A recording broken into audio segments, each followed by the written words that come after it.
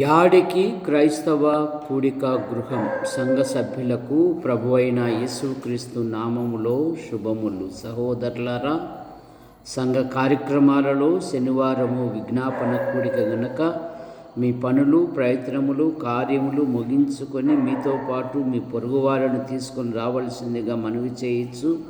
ఈ కూడికను ప్రార్థనచే ప్రారంభం చేసుకుందాం. ప్రార్థన. ప్రేమించిన మా తండ్రి, మీ నామాన్ని బట్టి మీకు స్తోత్రములు చెల్లిస్తున్నాం. ఈ వారములో మా పనులలో, ప్రయత్నములలో, కార్యములలో సంచరించు ప్రతి ప్రదేశాలలో మీ కృపాక్షేమాలు ఉంచి ఈ రాత్రి బహుమానంగా ఇచ్చారు. మీకు స్తోత్రములు.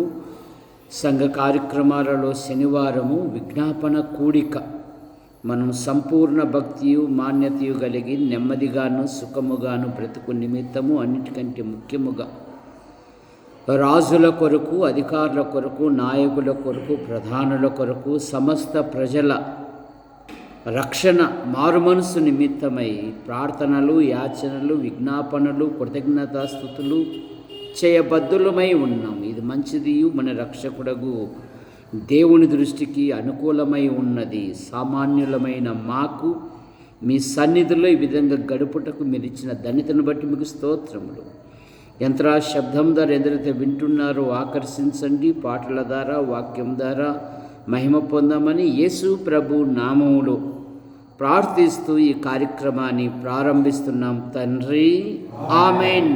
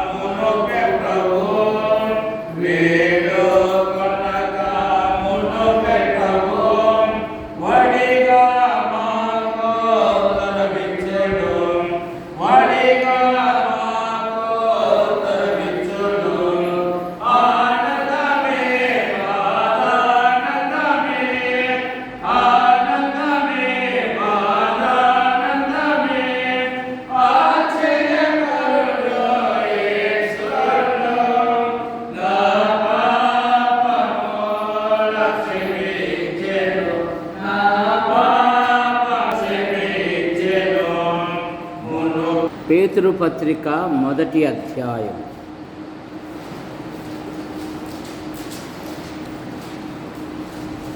మొదటి పేతురు పత్రిక 4వ అధ్యాయము 7వ వచనం నుండి ప్రారంభం. అయితే అన్నిటి అంతము సమీపమై ఉన్నది, కాగా మీరు స్వస్థ బుద్ధి గలవారై ప్రార్థనలు చేయుటకు మెలకువగా ఉండుడి. ప్రేమ అనేక పాపములను కప్పును గనుక అన్నిటికంటే ముఖ్యముగా ఒకని ఎడల ఒకడు ముక్కుటమైన ప్రేమ గలవారై ఉండు. సనుగుగొనకుండా ఒకనినొకడు ఆతిథ్యము చేయుడు. దేవుని నానా విధములైన కృప విషయమై మంచి గృహ నిర్వాహకులై ఉండు. ఒక్కొక్కడు కృపావరం పొందిన కొలది ఒక్కొక్కడు ఉపచారము చేయుడి. ఒకడు బోధించిన ఎడల దేవోక్తులు బోధించినట్టు బోధింపవలెను. ఒకడు ఉపచారము చేసిన ఎడల దేవుడు అనుగ్రహించిన సామర్థ్యము నుండి చేయవలెను. అందువలన దేవుడు అన్నిటిలోనూ యేసుక్రీస్తు ద్వారా మహిమపరచబడును. యుగ యుగములు మహిమ ప్రభావములు ఆయనకుండునుగాక. ఆమెన్. విశ్వాసి యొక్క ఆధ్యాత్మిక జీవితములో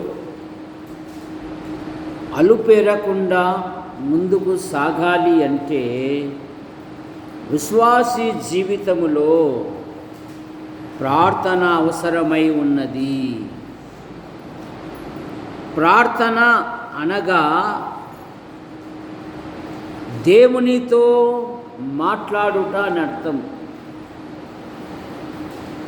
ప్రార్థన దేవుణ్ణి సహాయమును ఆశించే సమయం. ప్రార్థన దేవుడు చేసిన మేలును బట్టి ఆయనకు కృతజ్ఞతాస్తుతులు చెల్లిపే సమయం. ప్రార్థన దేవుని కృపను బట్టి ఆయనను స్తుతించే సమయం. ప్రార్థన ఆయన ఏమై ఉన్నాడో గుర్తెరిగి ఆరాధించే సమయం. ప్రార్థన మన పాపముల నిమిత్తము క్షమాపణ అడిగే సమయం.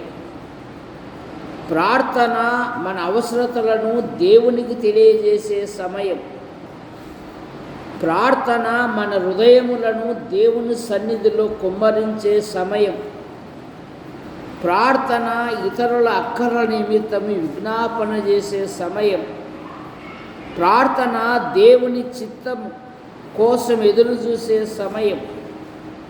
ప్రార్థన దేవుని సన్నిహితాన్ని పెంపొందించే సమయము. ప్రార్థన సాతాను బాణాలను ఎదుర్కొనే శక్తి పొందే సమయము. కనుక పక్షి ఎగరాలంటే 2 రెక్కలు అవసరం. అలాగే విశ్వాసి యొక్క ఆధ్యాత్మిక జీవితములో యెహోవా కొరకు ఎదురు చూచువారు నూతన బలము కలిగి పక్షిరాజు వలె పైకెగుదురు, అలయక సొమ్మసిల్లక వారు విశ్వాస విషయములో కొనసాగుతారు అంట.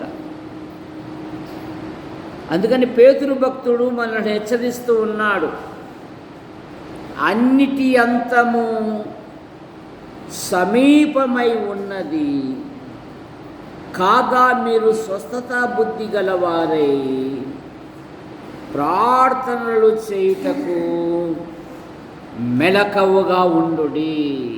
విశ్వాసి జీవితములో మెలకువతనము లేకపోతే పెళ్లి కుమారుని ఎదుర్కొనే అర్హతను కోల్పోతాం. మత్తయి సువార్త 25వ అధ్యాయములో పెళ్లి కుమారుడు ఆలస్యము చేయక వారందరూ కునికి నిద్రించిరి అనే మాట మనం చూస్తాం. మధ్యరాత్రి వేళ పెళ్లి కుమారుని కేక వినపడినప్పుడు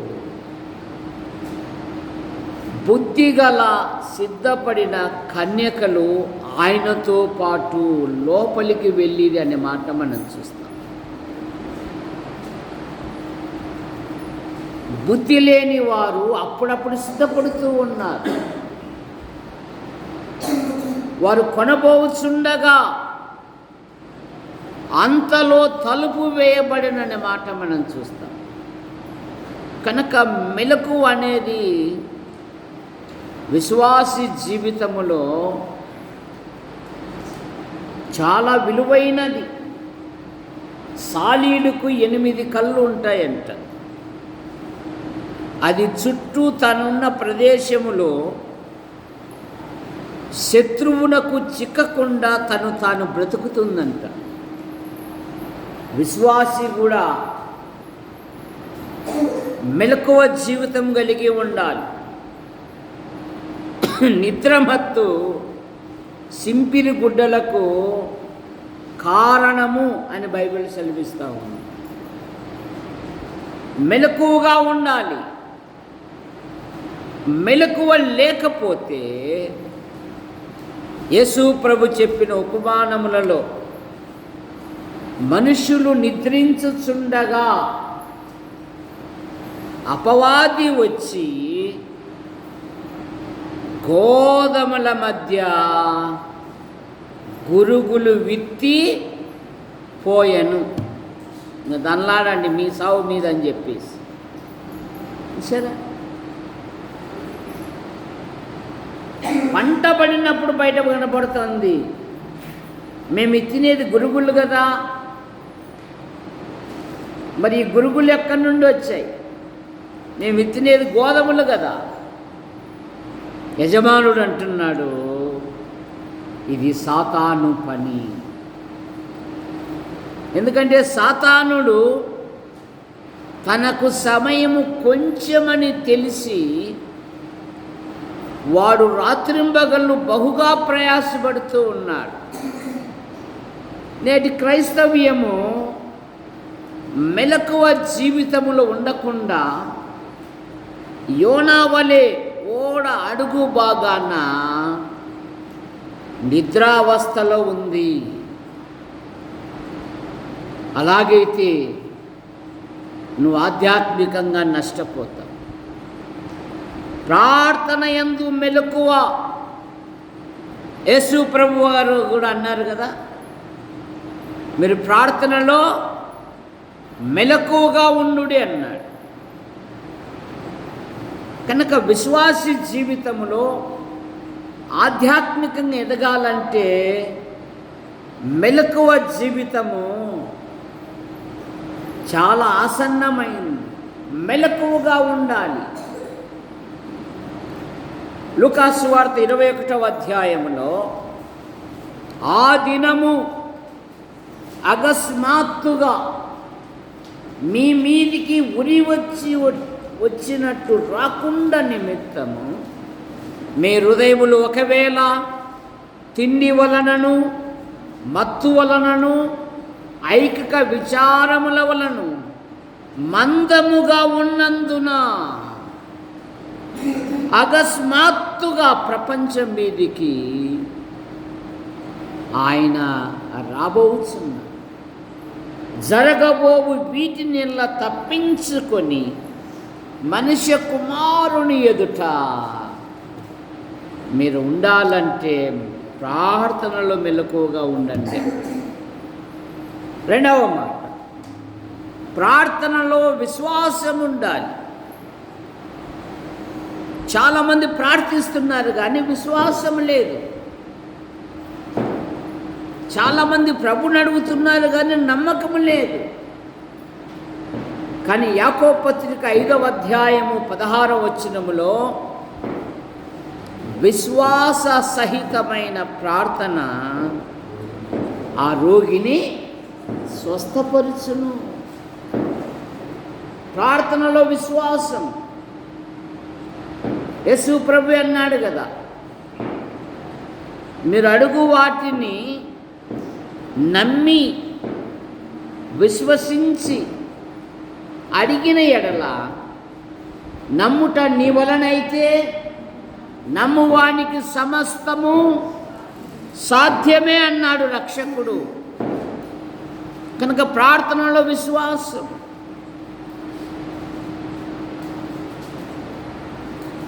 విశ్వాసాన్ని పెంపొందింపజేసుకోవాలి. దేవుడు నీకు ఇస్తాడని నీకు విశ్వాసము లేకపోతే నీ ఆధ్యాత్మిక జీవితము నిష్ప్రయోజనమే. ఎందుకంటే ఎబ్రీ పత్రిక 11వ అధ్యాయములో దేవుని యొద్దకు వచ్చువాడు ఆయన ఉన్నాడనియు తన్ను వెదుకు వారికి ఫలము దయచేయువాడని నమ్మవలెను కదా. నాకు నమ్మకాలు లేవు. ఏదో పోరుజాలక నలుగురిలో నేను కూడా చేసినాను అన్నట్టుగా నేను చేస్తున్నానే తప్ప నాకైతే. కానీ బైబిల్లో భక్తులు అలాగా, వారు విశ్వాసముతో రాజ్యములను జయించిరి, నీతి కార్యములను జరిగించిరి, సింహము నోళ్లను మూసిరి, అగ్నిబలమును చల్లార్చిరి, బలహీనులుగా ఉండి బలపరచబడిరి, యుద్ధములో పరాక్రమశాలురై అన్యుల సేనలను పారద్రోలిరి. దేని ద్వారా? విశ్వాసము ద్వారా. దానికి విశ్వాసం. నా దేవుడు చేయగలడు, నా దేవునికి అసాధ్యమైనది ఏదీ లేదు. ప్రకృతి సంబంధమైన వాడు లోక విషయాల మీద ఉన్నంత ఆసక్తి దైవిక విషయాల మీద మనసు పెట్టలేదు.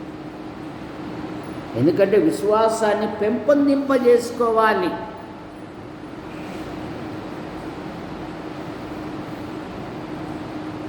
నా దేవునికి అసాధ్యమైంది ఏదీ లేదు.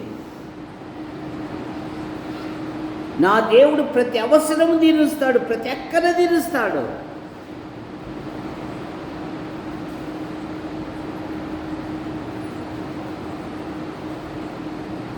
నాకు నమ్మకాలు లేవు అని అంటే నీవు అస్థిరుడివే. ఏ కార్యం కూడా సఫలీకృత చేయలేవు నువ్వు.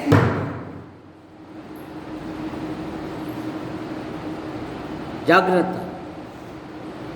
విశ్వాసముతో అడగాలి. విశ్వాసముతో ప్రభువైపు చూడాలి. ఈ భ్రష్టమైన లోకములో,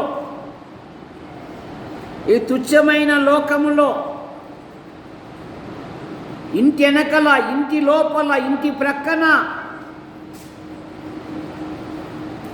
శత్రువుల మధ్య ఆయన కాపాడే దేవుడు. దేవుని నామమునకు విరోధమైన శక్తులు లేస్తా ఉన్నాయి. వాటిని జయించాలి అంటే ఆలోచన కాదు పనికి రావాల్సింది, మోకాళ్ళు.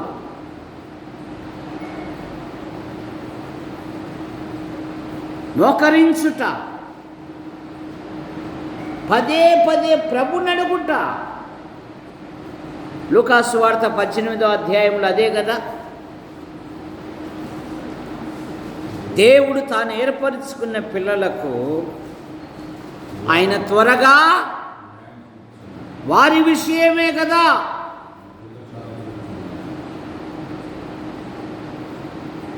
ఆ కఠినాత్మునే మార్చిబడేసింది ఆ విధవరాలు.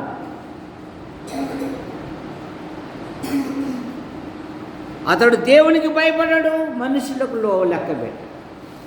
కానీ ముస్లమ్మ గ్రహించింది, ఈయన నాకు న్యాయం తీర్చగలడు. మాటి మాటికి సిక్కుమాలి అనే మాట మనం చూస్తాం. ఇప్పుడంతా లేటెస్ట్ క్రైస్తవులు అంత సిగ్గు తప్పి అడగాల్సిన కర్మ అయితే మాకు లేదు. దేవదానం గారు, నువ్వైతే అడుగు, మేమైతే అడగం. ఎందుకు? మాకు సమృద్ధిగా ఉంది. ఆకలి బాధ తెలిస్తే కదా మాకు, డబ్బు విలువ తెలిస్తే కదా మాకు. అది నీకు, నువ్వు చేయి, నువ్వు చేస్తూ ఉండు. మా స్వేచ్ఛ ప్రకారం మేము జీవిస్తాం, మా ఇష్టపూర్వకంగా మేము ప్రవర్తిస్తాం. కానీ ఆది సంఘము అలా నేర్చుకోలేదు. వారి ప్రార్థనలో పోరాడాడు, వారి ప్రార్థనలో నిలకడగా ఉన్నారు. కొలస్సీ పత్రిక 4వ అధ్యాయం 2వ వచనం. కొలస్సీలకు రాసిన పత్రిక 4వ అధ్యాయము 2వ. ప్రార్థన యందు నిలకడగా ఉండి కృతజ్ఞత గలవారై, దాని యందు, దేని యందు? రెండవది అది మర్చిపోతున్నారు చాలామంది. ప్రార్థన యందు నిలకడ.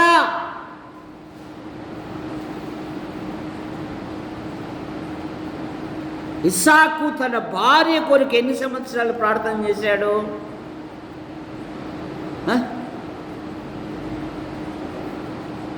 ఎన్ని సంవత్సరాలు? వివాహమైనప్పుడు 40 సంవత్సరాలు, పిల్లలు పుట్టినప్పుడు 60 సంవత్సరాలు. ఇస్సాకు భార్య గొడ్రాలు కనుక అతడు ఆమె విషయమై యెహోవాను వేడు.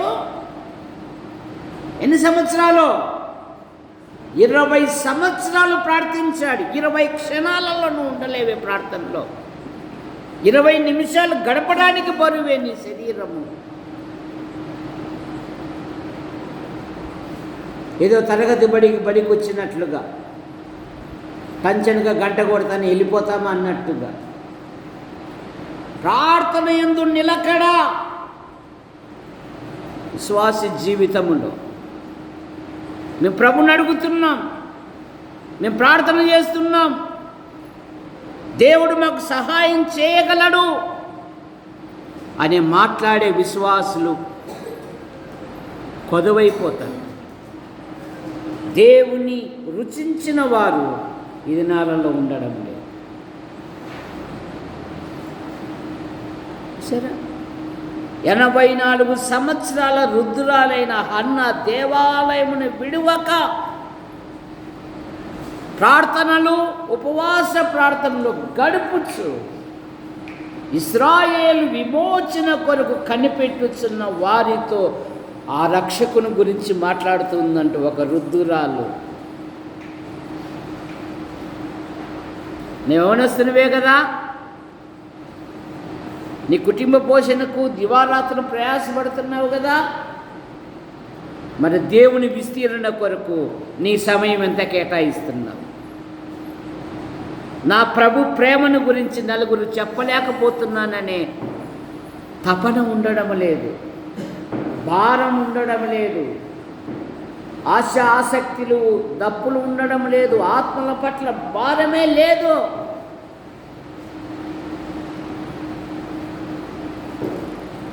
లోకశక్తులు లెగమంటే ఎందుకు లెగవు?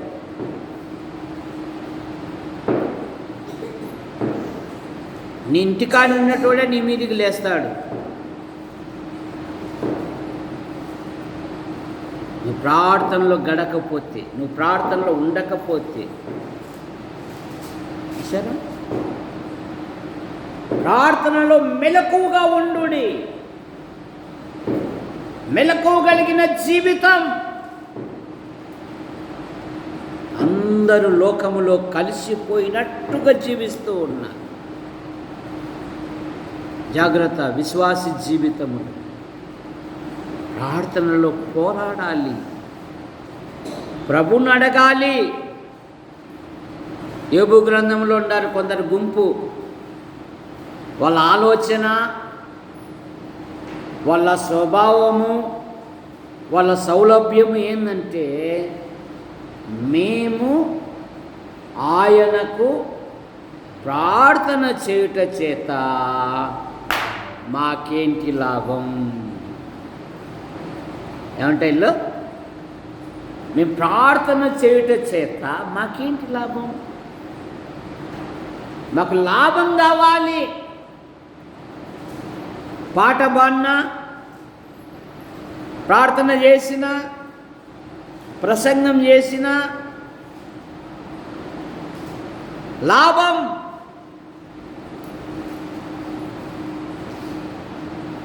నాకేంటి లాభం? ఇది లాభాలకు చేసే సేవ కాదు.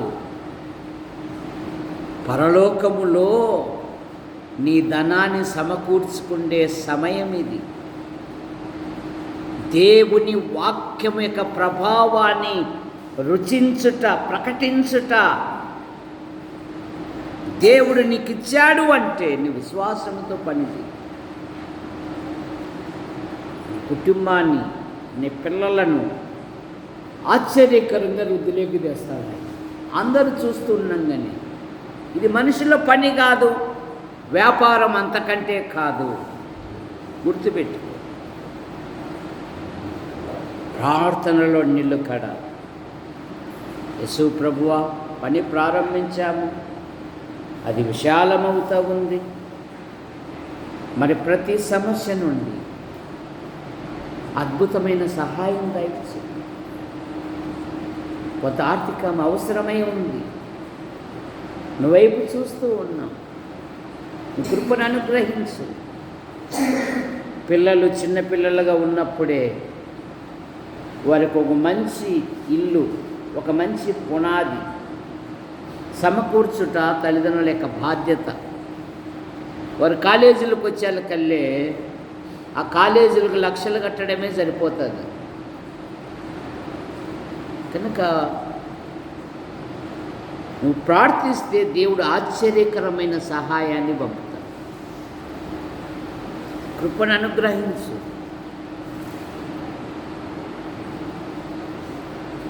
అప్పు సంతోషముతో తీసుకున్నంత అప్పు తిరిగి ఇచ్చేటప్పుడు ఆ సంతోషం ఉండదు. మొమాటాలు కట్టే అట్లా ఉండకూడదు.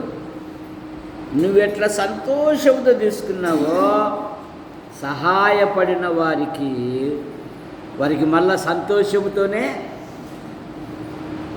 వాడు మళ్ళీ అడగల్లా, ఏమైనా అవసరం ఉంటే చెప్పండి నేను ఇస్తాను అని చెచ్చి వాళ్ళకిచ్చి నెమ్మది లేకుండా పోయిందయ్యా అనే పదం రాకూడదు.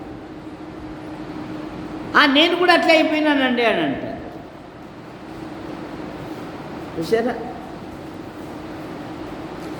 అందుకే పెద్దలు అన్నారు, మంచం కొద్దీ ఆ కృపమ్మ గట్టిగా చెప్పింది, తప్పట్లు కొట్టండి అయ్యా, మంచం కొద్దీ కాళ్ళు జాపుకోవాలంట.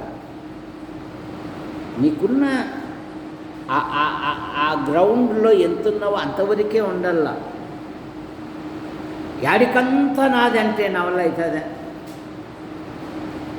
యాడికినంతా శుభ్రం చేయలేం, కానీ మన ఇంట్లో దాన్ని మనం శుభ్రం చేయగలం. మన మనసంతా యాడికంతా, అది పంచాయతీ వారు శుభ్రం చేస్తారు. ప్రార్థనలో నిలకడ. కొలస్సు పత్రిక 4:12 ఎపఫ్రాను గురించి,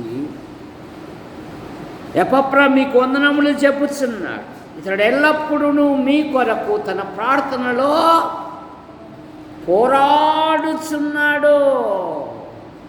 ప్రార్థనలో పోరాటం ఉండాలి. చెయ్యి లేకుంటే ఏంది నిన్ను అడిగేది అని అంటే, ఒకవేళ ఆయన కూడా అనొచ్చు, ఇంకెందుకు నువ్వు భూమి మీద వచ్చేసేయన్నాడు అనుకో, ఇంకేం చేయలేము. యాకోబు పోరాడాడు. ఒక్క నరుడు తెల్లవారు వరకు దేవదూతతో దేవునితో పోరాడాను, బతిమాలెను, కన్నీరు విడిచెను.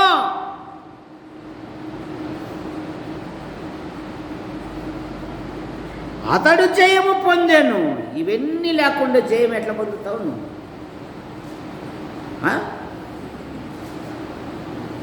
విశ్వాసమే లేదే నీకు, నిలకడే లేదే నీకు,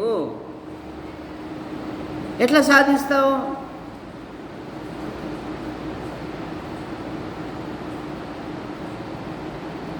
ఇతడెల్లప్పుడూ మీ కొరకు తన ప్రార్థనలలో పోరాడుచున్నాడు. ఒక్క నరుడు తెల్లవారు వరకు దూతతో పోరాడి జయము పొందాను. విశ్వాస జీవితములో ప్రార్థనలో నిలకడ, ప్రార్థనలో పోరాటం, ప్రార్థనలో ఏక మనస్సు. అపోస్తల కార్యాలు 1వ అధ్యాయము 14వ వచనములో వీరందరూ ఏక మనస్సుతో మేడగది మీద ప్రార్థిస్తూ ఉన్నారు.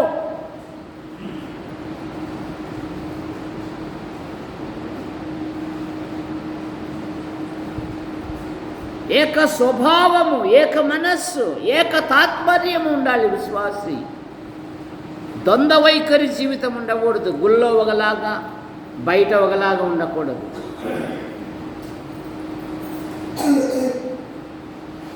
ఏక మనస్సుతో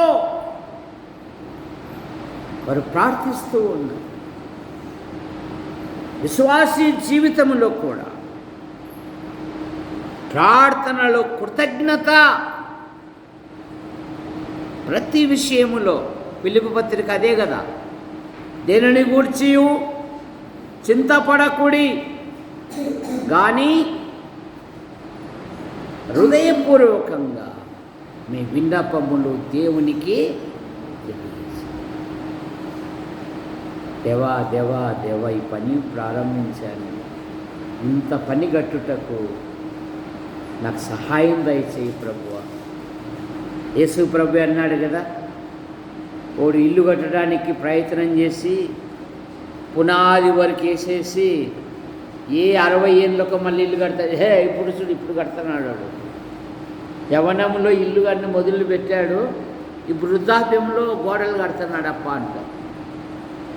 తనకు తగలబడి ఉందో లేదు, తన దగ్గర సామర్థ్యం ఉందో లేదని చూసుకొని ప్రారంభించాలి అని. ప్రభువా, ఈ పని ప్రారంభిస్తున్నాను, అద్భుతమైన సహాయం నీ కృపను అనుగ్రహించి స్వామి. నైనా మీకు వందనాలు చెల్లిస్తున్నాం. సహాయమును మరి దయచేయండి. ప్రార్థిస్తే ఆశ్చర్యకరమైన సహాయము నీకు అందించబడతాడు. నిన్ను ప్రేమించేవారు, నీ ఇరుగు పొరుగు వారు ఎవరొకరు మీ ప్రవర్తనను చూసి మీరేదో ఇల్లు కట్టుకుంటున్నారంటే కదా, ఇది తీసుకొని వాడుకోండి, మీరు మళ్ళా బాగున్నప్పుడు నా వస్తువు నాకు ఇవ్వండి అని మరియమ్మ. నువ్వు పని ప్రారంభిస్తే దేవుడు ఆశ్చర్యకరంగా సహాయం చేస్తాడు. ఏక మనస్సు కనుక ప్రార్థనలో మెలకువగా ఉండాలి, ప్రార్థనలో విశ్వాసం ఉండాలి, ప్రార్థనలో నిలకడగా ఉండాలి. ఎపఫ్రాను ఇతడు మీ కొరకు తన ప్రార్థనలో పోరాడుచు ఒక నరుడు తెల్లవారు వరకు దేవదూతతో పోరాడెను, ఆయనతో పోరాడి విజయం పొందాడు. ప్రార్థనలో ఏక మనస్సు, ప్రార్థనలో విజ్ఞాపన. నీ కుటుంబం కొరికే కాదు, నీ చుట్టుపక్కల ఉన్న ప్రజాక్షేమము కొరకు, నీ మండలము కొరకు, నీ జిల్లా కొరకు, నీ రాష్ట్రము కొరకు, నీ దేశము కొరకు, ప్రపంచం కొరకు నువ్వు ప్రార్థించాలి. ప్రార్థన మీద ఆమేనని కాదు, ఎన్నో బాధ్యతలు ఉన్నాయి. ప్రార్థించాలి, ప్రార్థనలో కృతజ్ఞత ఉండాలి. దేవుడు ప్రార్థనకు జవాబిచ్చినప్పుడు దేవుడు నా ప్రార్థన ఆలకించాడు. అది ఇతరులకు ప్రోత్సాహము. నేను కూడా అడుగుతాను, మహాసమాజం ఎదుట నాకు చేసిన ఉపకారములను నేను తెలియజేస్తానన్నాడు భక్తుడు. నేను ఎల్లప్పుడూ ఆయనను గూర్చిన కీర్తి నా నోట ఉండును. ప్రభును గురించి సమయ అసమయాలలో ఏదో విధంగా ఏదో ఒక రూపకంగా విశ్వాసి ప్రభును పరిచయం చేయాలి. సహోదరులారా, ఈరోజు విజ్ఞాపన కూడిక మీ ప్రార్థన అవసరతలు, మీ వ్యక్తిగత విషయాలు ఏమైనా ఉంటే తెలియజేయండి. సంఘము ప్రార్థించుటకు సంసిద్ధముగా ఉన్నది.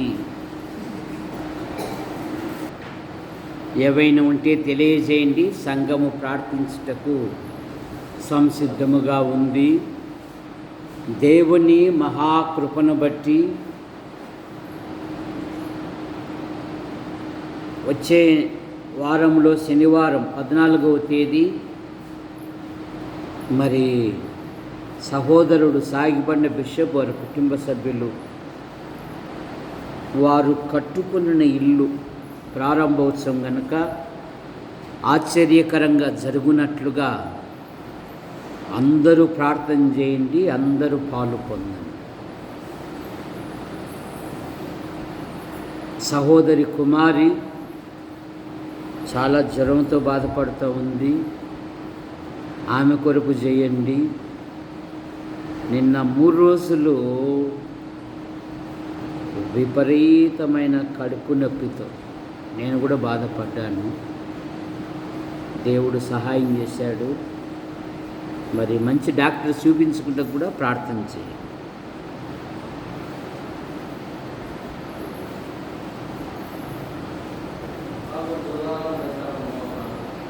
బుధవారము గుంటూరు పోతున్నాడా? ఎగ్జామ్ ఉంది, ఎగ్జామ్ ఊరికి వెళ్తున్నాడు. మరి పాలు వచ్చే వారంలో గురువారం తిరిగి గుంటూరుకు వెళ్ళాలి. ప్రార్థన చేయండి. సహోదరి కృపమ్మ తల్లి కుమారుడు ఈ ఉదయము అనంతపురం వెళ్ళి వచ్చారు. కృపమ్మ ఆరోగ్యం కొరకు. ఆమె కూడా ఒక వారం నుండి మరి కళ్ళు తిరుగుతూ బలహీనతతో ఉంది. ఈరోజు చూపించుకొని వచ్చారు. ఆమె తీసుకుంటున్న ప్రతి మందు పదార్థం దేవుడు స్వస్థపరుచినట్లుగా ప్రార్థన చేయాలి. ఇంకా ఏమైనా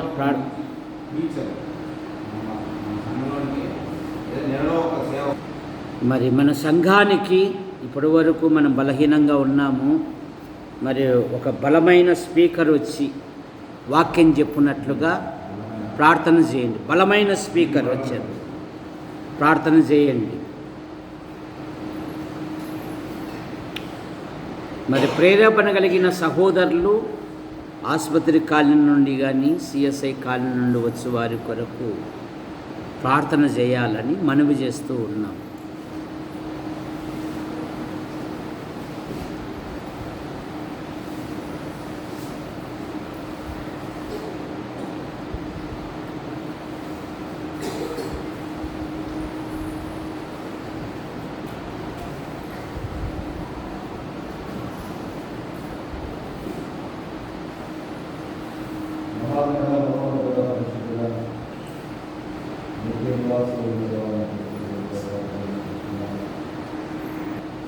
Gracias.